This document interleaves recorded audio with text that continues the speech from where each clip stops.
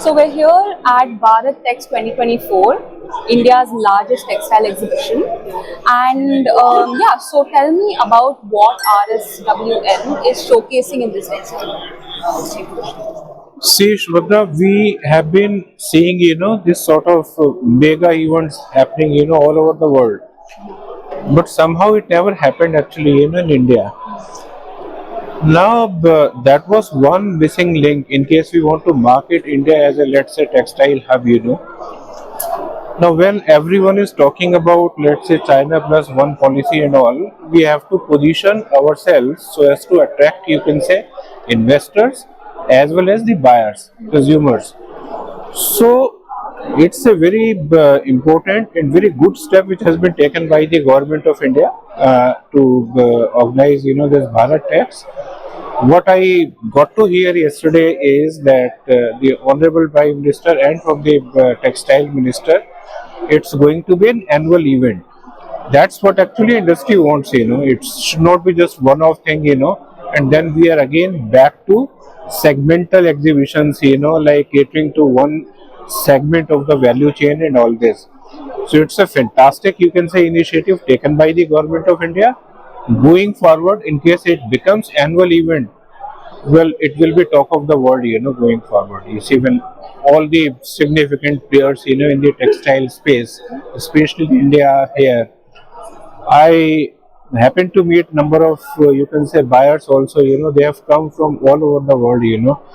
And that is something, which is so encouraging. That means people are willing to come to India, do actually business with India, and the way initiatives have been taken by the government here to expand textile business, it's a very, very important, you can say, first step which has been taken by the government.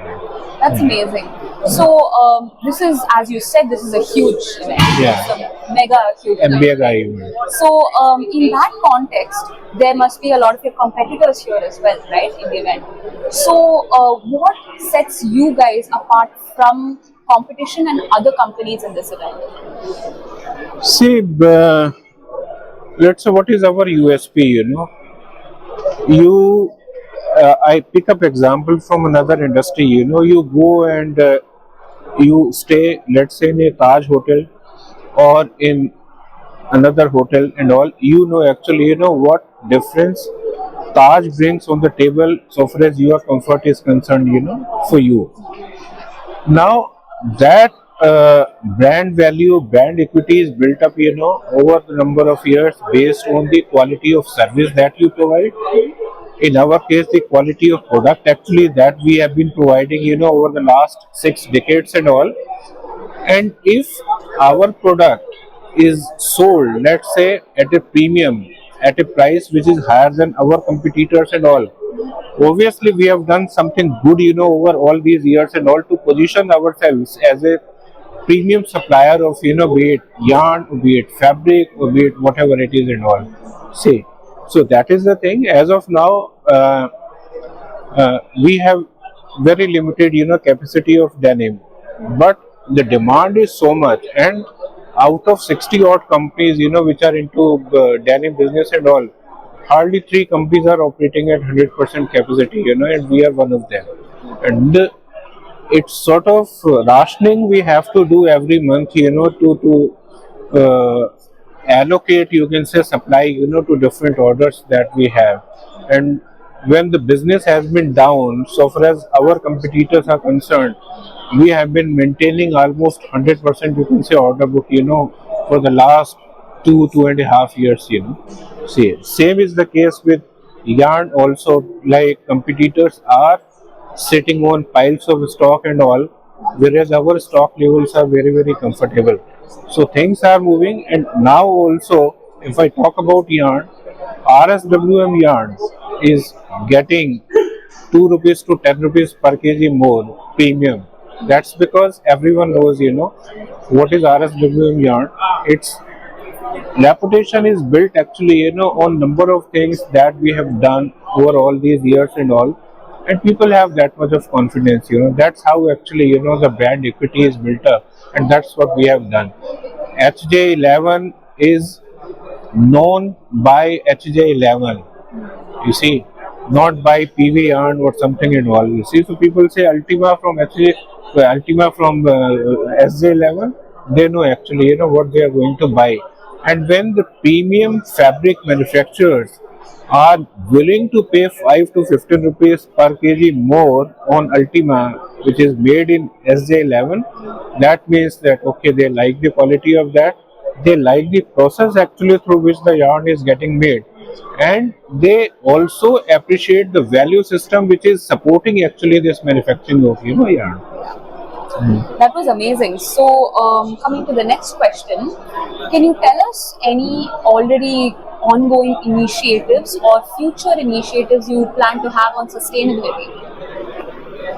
Okay, let me repeat what I said yesterday in another interview. Sustainability as a term is sort of a new westernized thing. So far as India is concerned, sustainability in some form has been there for decades and for centuries and all. Not a single piece, whether of textile or of any other thing, is wasted in India. It's always recycled and converted into something. So we have been recycling or making use of all these textile product also. It's only thing that okay, sustainability as a concept came of late, and people started adopting it.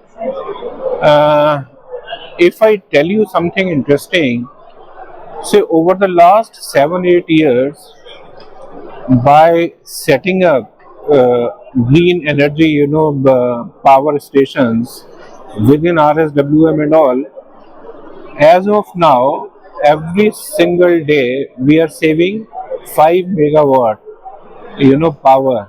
That's all because of green initiative, sustainable power. We have solar power assets, we have wind power assets. Before these things came, we started establishing that each and every unit of RSWM is ZLD. It was not sort of a concept then, it was not even mandated then. But as a, you can say, responsible corporate citizen, that was our call, that all, yeah, nothing should go waste. Now, on daily basis, if I tell you that we are recycling 6 million, 60 lakh PET bottles every single day. You can imagine what sort of initiative we have taken to set up Definitely. that facility. Yeah, yeah, yeah. Yeah. Okay, that's quite the impact, honestly.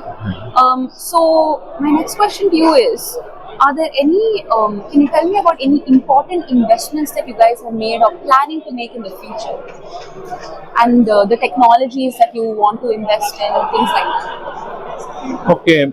Let me answer second question first. Technology part. Uh, I think 6 7 months back, we energized our new compact cotton unit. We call it Kapas. Uh, there are hundreds of mill which are making, you can say, cotton yarn and all. What's different in Kapas? Latest technology, so much of emphasis on, you can say, quality, the highest ever efficiency as of now in India in any cotton plant and all. Right? So, wherever it comes to sort of adopting new technology or the latest technology, we are always there. We never compromise on that. When we set up SJ11, that was in 2011, do you know all the so-called big players in textile, they were flying in Jaipur in their private or chartered planes to see actually what technology we had set up there. So technology, we are very conscious of it. We do not want to compromise on that. Always the best and the best available as on date. Going forward, all new plants, future plants, will be based on that only.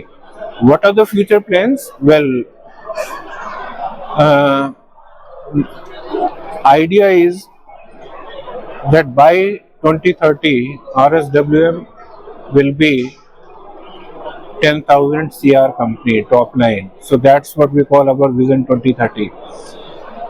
How? Through organic, inorganic expansion, both ways. You may be aware we have recently acquired uh, spinning and knitting assets of Guinea filaments.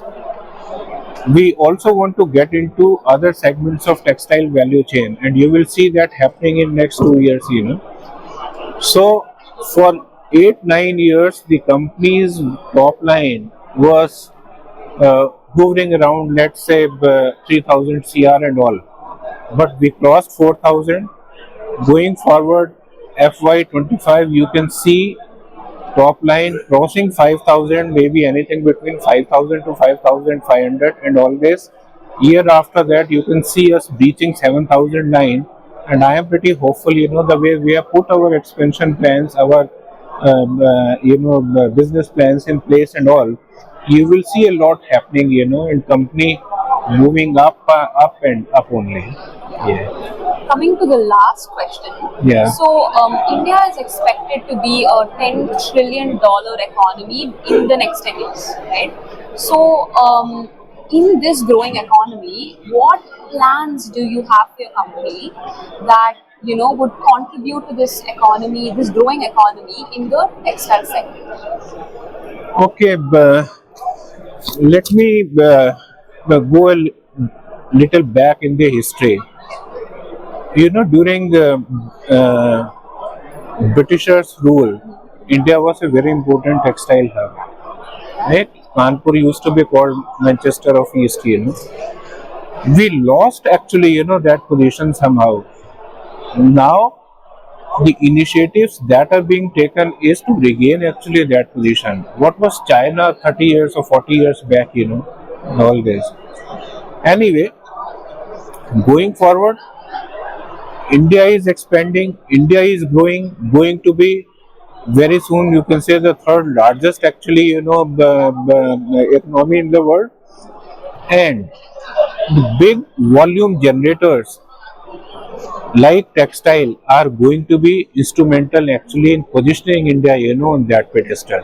So you will see lot of investment coming, into textile sector, lot of existing companies, expanding actually in their business, adding new verticals, or adding capacities into existing verticals and all, and you will see lot of investment also coming. It's China plus one policy which everyone talks about. People have already started talking about no China policy, and that will see actually India growing and moving up. See.